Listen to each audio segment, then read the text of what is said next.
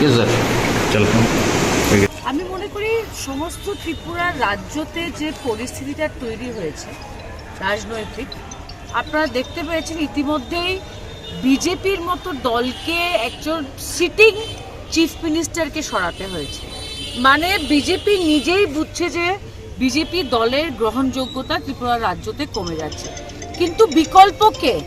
এই প্রশ্নটা বারবার ত্রিপুরাতে উঠে আসছে জনসাধারণের মধ্যে, এবং জনসাধারণ চাইছে একটা শক্তিশালী বিকল্প উঠে আসলে ওরা সেই দিকে ঝুঁকবে, এবং সেই বিকল্প তৃণমূল কংগ্রেস। আমি সিপিএম এর কথা বলবো আর ভারতীয় জাতীয় কংগ্রেসের কথা বলবো, যে বামপন্থী দলকে দীর্ঘ বছর সুযোগ দিয়ে দেখে নিয়েছে ত্রিপুরার মানুষ, ওরা পাল্টাবার জন্যই বিজেপিকে এনেছিল। আর ভারতীয় জাতীয় কংগ্রেস, আমি মনে করি সমস্ত দেশে কংগ্রেসের যা অবস্থা, আমার মনে হয় না ত্রিপুরার মানুষ কংগ্রেসকে ভোট দিয়ে সেই ভোটটা নষ্ট করবে, যদিও ওরা অনেক চেষ্টা করছে নতুন করে আবার ঘর ওয়াপসি হচ্ছে কংগ্রেসে। বাট এরা হলো ইট ইজ আমি বলো এগুলো সব টেস্টেড অ্যান্ড ট্রাইড।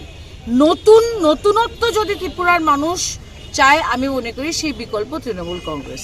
আর আমাদের ক্যান্ডিডেট উচ্চশিক্ষিত, উনি he is a thorough gentleman, highly educated, আর আমার বিশ্বাস যে ও আগামী 23 জুনে জনসাধারণের সমর্থন পাবে, এবং সেই বিনম্র আবেদনও রইল।